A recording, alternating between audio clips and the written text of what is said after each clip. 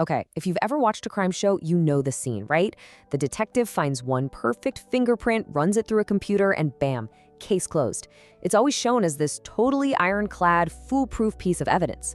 But is it really that simple? Let's take a closer look at the fine print. It's a pretty wild question to think about. I mean, in a world with almost 8 billion people, you have to wonder, is there someone out there walking around with your exact fingerprints? A kind of forensic doppelganger? Well, the odds are, to put it mildly, astronomical. Scientists figure the chance of two people sharing the exact same fingerprints is about 1 in 64 billion. So with our current population, you can relax. Mathematically speaking, you are completely, totally unique. But how in the world does that happen? Well, to get that answer, we actually have to go all the way back to before you were even born. Because your identity was literally being carved onto your fingertips while you were still in the womb. It happens around the 13th to 15th week of development. The skin on your fingertips starts bunching up into these tiny ridges. And what shapes them? It's completely random stuff. The pressure from pushing against the amniotic sac, the density of the fluid, it's all just chance. And that's why even identical twins who have the same DNA have totally different fingerprints. It's just beautiful biological chaos at work. Now this is where it gets really interesting. We all share the same general patterns.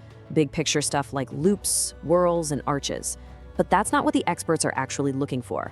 They're zooming way, way in on something much smaller and way more personal. They're hunting for these things called minutiae. Think of them like tiny landmarks on the map of your finger.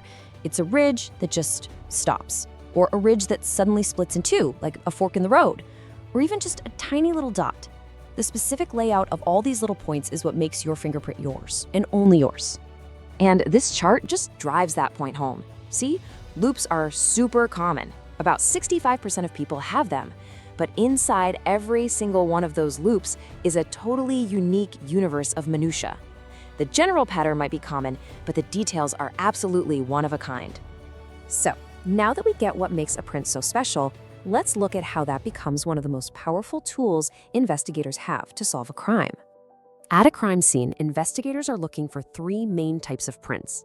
You've got your patent prints, which are the obvious ones, left in something like ink or blood. Then there are plastic prints, which are impressions left in something soft, like a bar of soap. But the holy grail, the ones that are most common and the hardest to find, are latent prints. Those are the invisible ones, left behind by the sweat and oil on our skin every time we touch something. So, how do they match one? First, they have to make that invisible latent print show up, usually with special powders. Then, a trained examiner goes in and marks all those unique minutiae we talked about. That info gets plugged into APHIS, the big computer database. APHIS then scans millions of prints and spits out a list of possible matches. But, and this is a really big but, notice that last step. The system only suggests candidates. It doesn't make the final decision. You know, this whole idea has been around for a long, long time.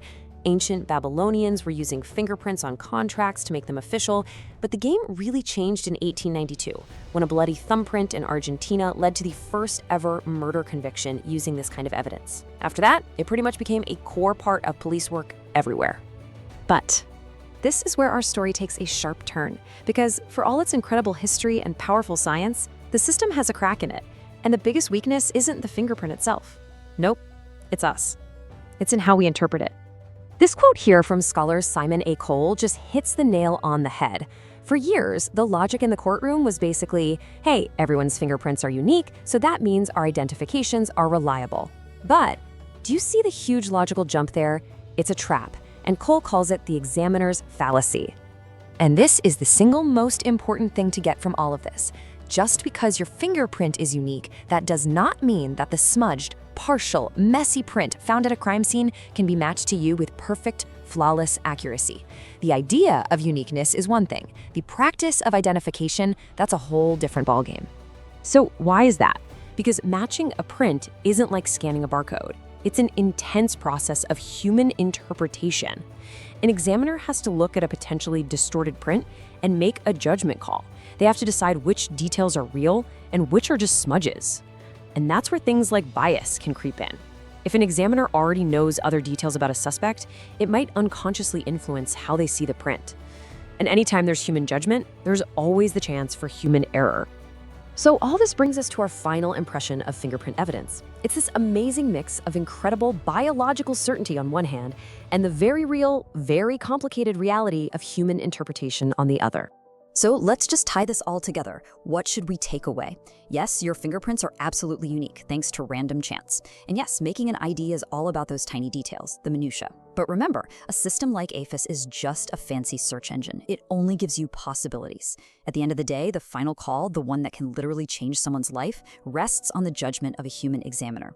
It's an incredibly powerful tool, for sure, but that power is only as reliable as the person using it. And that leaves us with a really big question for the future, doesn't it? As technology like AI gets better and better, who do we trust more? The cold, calculating perfection of an algorithm, or the experience, the intuition, and yes, the potential flaws of the trained human eye? That's a debate we're going to have to settle as we figure out what justice looks like in the 21st century.